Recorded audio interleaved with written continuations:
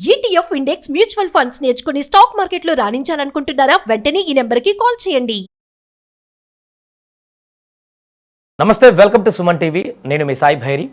బంగారం వెండి ధరలు ఉన్నట్టుండిగా భారీ తగ్గుదల కనిపిస్తున్నాయి.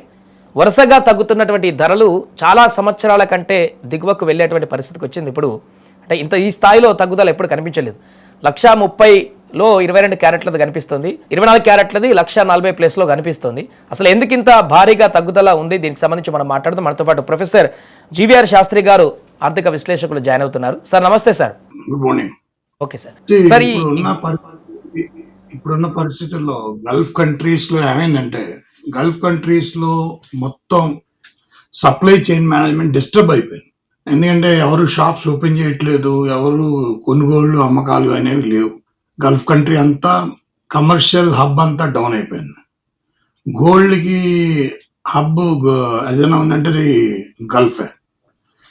ప్రొడక్షన్ ఉంది, సప్లై ఉంది, కానీ డిస్ట్రిబ్యూషన్ లేదు. డిస్ట్రిబ్యూషన్ కి ఆల్మోస్ట్ 3 వీక్స్ ఆగిపోయింది, అప్పుడు 3-4 వీక్స్ నుంచి ఆగిపోయింది. సో డిస్ట్రిబ్యూషన్ ఆగిపోయింది, సప్లై ఉంది. ఆఫ్రికన్ కంట్రీస్ నుంచి సప్లై వస్తుంది, కానీ ఇక్కడ వాళ్ళకి ఆ మార్జిన్ ఉంటుంది చూసారా, ఆ డిస్ట్రిబ్యూషన్ అయ్యే మార్జిన్ ఉంటుంది చూసారా, ఒక 20-25,000 ఉండొచ్చు, 30,000 ఉండొచ్చు. అంతవరకు అది డౌన్ అయిపోయింది. ఒకవేళ అది వాళ్ళు ఇచ్చేయలేకపోతే, వాళ్ళు ఇంకా ఈ వార్ కంటిన్యూ అయితే ఇంకో 20,000-25,000 డౌన్ అయిపోయింది. కానీ మళ్ళీ తులమంగారం 1,00,000 లోపు చూడొచ్చా సార్ మనం తులమంగారం ఇలానే కొనసాగితే యుద్ధం? అంత పడిపోతుందంటే నేను చెప్పను, కానీ ఒక 10-15 అంటే ఇది అంటే వాళ్ళ యొక్క డిస్ట్రిబ్యూషన్ కాస్ట్ అంటారు దాన్ని. ఆ డిస్ట్రిబ్యూషన్ కాస్ట్ ఉంది చూసారు, అది ఎందుకంటే అది గల్ఫ్ రీజన్ కి రావాలి, గల్ఫ్ రీజన్ లో నుంచి బయటికి వెళ్ళాలి, అదంతా అయిపోయింది ఇప్పుడు. అది దట్ ఈస్ స్టాప్. సో ఆ స్టాపేజ్ అయిన వల్ల ఏంటంటే రేట్ తగ్గిపోయింది. అంటే సప్లై ఉంది, డిమాండ్ ఉంది, డిస్ట్రిబ్యూషన్ లేదు. సప్లై ఉండి, డిమాండ్ ఉండి, డిస్ట్రిబ్యూషన్ లేకపోవడం అనమాట. అంటే డిస్ట్రిబ్యూషన్ ఛానల్ అయిపోయింది, ఒక ఛానల్ పడిపోయింది. ఆ ఛానల్ చాలా ఇంపార్టెంట్ ఛానల్, అదే కీ ఛానల్. ఆ ఛానల్ కాస్ట్ ఉంటుంది చూసారు, ఆ maintenance cost of that channel is going to come down. అది ఎంత అయితే అంత అది పడిపోతుంది, ఆ రేట్ ఉండదు. ఆ రేట్ వరకు తగ్గుతుంది. అది నేను కూడా మా అయితే ఒక 1,10,000, 1,15,000 దాకా వస్తుంది, 1,20,000.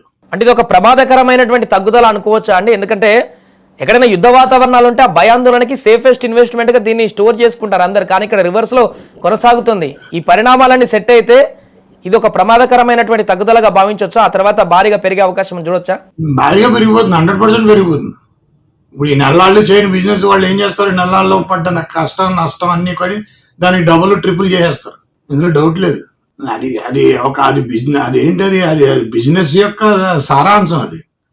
అది కంపల్సరీ కదా, అది బిజినెస్ సారాంశం కదా. ఇప్పుడు మీకు 100 కేజీలు ఏదైనా వస్తువులు తెచ్చినప్పుడు అందులో 50 కేజీలు పాడైపోయి ఉన్నాయనుకోండి, మీరు ఏం చేస్తారు, ఆ కథం మిగిలిన 50 కేజీలకి ఆ 100 కేజీలకి అయ్యే ఖర్చు పెట్టేస్తారు. అది సింపుల్, అది ఆటోమేటిక్, ఇట్స్ బిజినెస్ ప్రిన్సిపల్. అది వ్యయ అంశం మీద కాదు కదా, అది ఆర్థిక అంశం కాదు, అది బిజినెస్ అంశం, అది బిజినెస్ తో కూడిన సంబంధించిన విషయం. సో బిజినెస్ ఆటోమేటిక్ గా ప్రైస్ ట్యాగ్ పెరిగిపోతుంది. ఆ ట్రయాంగిల్ మ్యాట్రిక్స్ లో సప్లై, డిమాండ్, ప్రైస్ ఎఫెక్ట్ ఎంతవరకు వాళ్ళు, అందులో ప్రైస్ ఎఫెక్ట్ దేని వల్ల అవుతుంది, హోల్డింగ్ వల్ల అవుతుంది. హోల్డింగ్ ఎవరు, డిస్ట్రిబ్యూషన్ ఛానల్స్ పనిచేయట్లేదు, అక్కడ వాళ్ళకి తెరవడానికి లేదు, రోజు మిసైల్స్ కొట్టేస్తున్నారు. ఇది ఆ దుబాయ్ అంతా చాలా చిందరవిందరంగా ఉంది. సో దాని మూలాన్ని ఇబ్బంది అయిపోతుంది. వెండి ధరలకు కూడా ఇప్పుడు సేమ్ ప్రిన్సిపల్ అంటారా? ఒకప్పుడు 4 లక్షలు పోయింది, ఇప్పుడు 2 లక్షల వద్ద అటు ఇటుగా కొనసాగుతుంది పైకి. వెండి అనేది అంత కాదు, ప్రీషియస్ స్టోన్ కాదు, కాబట్టి ఆల్టర్నేటివ్ గా అంటే సబ్స్టిట్యూట్ ఆఫ్ గోల్డ్ కింద ప్రజలు ఇన్వెస్ట్ చేస్తారు. మధ్యతరగతి ప్రజలు, లోయర్ మిడిల్ క్లాస్ వాళ్ళందరూ ఏం చేస్తారంటే, ఎక్కువగా గోల్డ్ కొనలేని పరిస్థితి వస్తే వెండి ఎక్కువ ఇన్వెస్ట్ చేస్తారు. అది వెండి ఏంటంటే స్పెక్యులేషన్ మీద పెరిగిపోతుంది, స్పెక్యులేషన్ మీద పెరిగిపోయి స్టాక్స్ పెంచడానికి ఉంటుంది, కానీ అది కూడా డౌన్ అవుతుంది, అది కూడా 100% డౌన్ అవుతుంది. కానీ అది ఎక్కువ డౌన్ అవ్వడానికి ఛాన్స్ ఎక్కువ ఉంది. అది ఒకవేళ నార్మల్ స్థితిగతులు వచ్చేస్తే మాత్రం వెండికి చాలా మట్టుకు తగ్గిపోతుంది. వెండి చాలా మట్టుకు తగ్గిపోతే దాని మీద ఇన్వెస్ట్ చేయడం అంత కరెక్ట్ కాదు, అది రిస్క్ తో కూడిన విషయం. ఫ్యూచర్ లో పెరిగేట అంటే అవకాశం లేదంటారా వెండికి? ఎందుకంటే భవిష్యత్తులో సోలార్ ప్యానల్స్ కానీ వీటన్నిటికీ ఇదే కీలకంగా కాబోతుంది, తర్వాత ఫ్యూచర్ ఉంటుందని అంటున్నారు. అలాంటి అవకాశం ఉందంటారా? కొంత మేరకు వెండి పెరుగుతుంది, అందులో డౌట్ లేదు.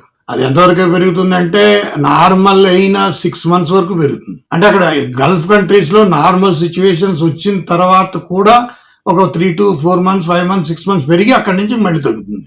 అది మార్కెట్ కండిషన్స్కి వచ్చేస్తుంది. మార్కెట్ కండిషన్స్ ఎఫెక్ట్ అవుతాయి. మార్కెట్ కండిషన్ ఎఫెక్ట్ అయితే అది ఇంకా దాని ఇన్ఫ్లుయెన్షియల్ ఫ్యాక్టర్ పోతుంది, ఐఎఫ్ పోతుంది అంటారు. ఐఎఫ్ పోతే దాని మీద పెద్ద ఇబ్బంది ఏమి ఉండదు. తట్టుకునేటువంటి అవకాశం ఉంది సార్. ఈ ధరలు అనేటివి గల్ఫ్ దేశాల్లో ఉన్నటువంటి పరిస్థితులు ఇంకా అలానే కొనసాగితే ఎంత కాలం వరకు ఈ ధరలు అనేటివి తట్టుకునేటువంటి అవకాశం ఉంది? భారీగా ఇంకా పడేటువంటి అవకాశాన్ని చూడొచ్చా ఇలానే కొనసాగితే పరిస్థితులు? అసలు మార్కెట్ పోయింది కదా, మొత్తం మార్కెట్ పోయింది కదా. ఇప్పుడు అలాంటిది మీరు అడిగిన క్వశ్చన్ చాలా స్పెక్యులేటివ్ గా అడిగారు. అసలు గల్ఫ్ కంట్రీ ఏదో జరిగింది, వాళ్ళు ఏదో కావాలని ఒక 4 రోజులు మూసుకున్నారని కాదు, వాళ్ళు భయంకరమైన యుద్ధంలో ఉన్నారు. అసలు దుబాయ్ లాంటి సిచ్యువేషన్ ఎటువంటి సిచ్యువేషన్ లో ఉందో, దుబాయ్ ఆ మార్కెట్ మళ్ళీ ఎస్టాబ్లిష్ చేస్తుందో చేయలేదో, ఆ సప్లై డిస్ట్రిబ్యూషన్ ఆ దుబాయ్లో ఉంటుందా, మళ్ళీ అక్కడి నుంచి ఎక్కడికైనా ఏ సింగపూర్ అయినా షిఫ్ట్ అయిపోతుందా, వాళ్ళు దాన్ని మళ్ళీ ఆ బిజినెస్ సెంటర్స్ అన్ని ఓపెన్ చేయగలరా చేయలేరా, వాళ్ళు అది హోల్డ్ చేయగలరా, ఆ హోల్సేల్ మార్కెట్స్ అన్ని మళ్ళీ వాళ్ళు గుత్తాధిపత్యం తీసుకురాగలరా తీసుకురాలేరా, అది అక్కడి నుంచి ఫార్ ఈస్ట్కి వెళ్ళిపోతున్నాము, మిడిల్ ఈస్ట్ నుంచి ఫార్ ఈస్ట్కి షిఫ్ట్ అయిపోవచ్చు, బ్యాంకాక్, సింగపూర్, థాయిలాండ్, అటు సైడ్ వెళ్ళిపోతున్నాము, మలేషియా అటు సైడ్ వెళ్ళిపోతున్నాము. తెలియదు కదా వాళ్ళు ఎలా చేస్తారో, సింగపూర్, థాయిలాండ్, మలేషియా ఆ మార్కెట్ ఏ రకంగా రియాక్ట్ అవుతుందో తెలియదు కదా. అది వాళ్ళు ఏ రకంగా ప్లాన్ చేస్తారు, వాళ్ళకి ఆల్టర్నేటివ్ ఉందా, వాళ్ళకి ఆల్టర్నేటివ్ గా ఏషియన్ మార్కెట్ కంట్రోల్ చేద్దాం అనుకుంటున్నారా, ఎందుకంటే వీళ్ళు కంట్రోల్ చేస్తున్నారు కాబట్టి. సో అది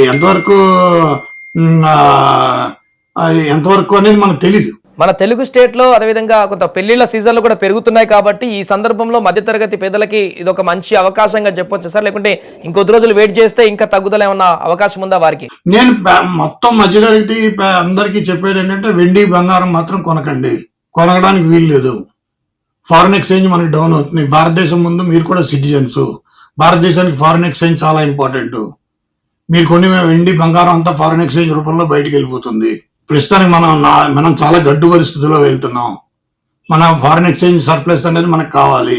మన ఆయిల్ డెఫిసిట్ అకౌంట్ పెరిగిపోతుంది, డాలర్ పెరిగిపోయింది, 94 రూపాయలకి వెళ్ళిపోయింది.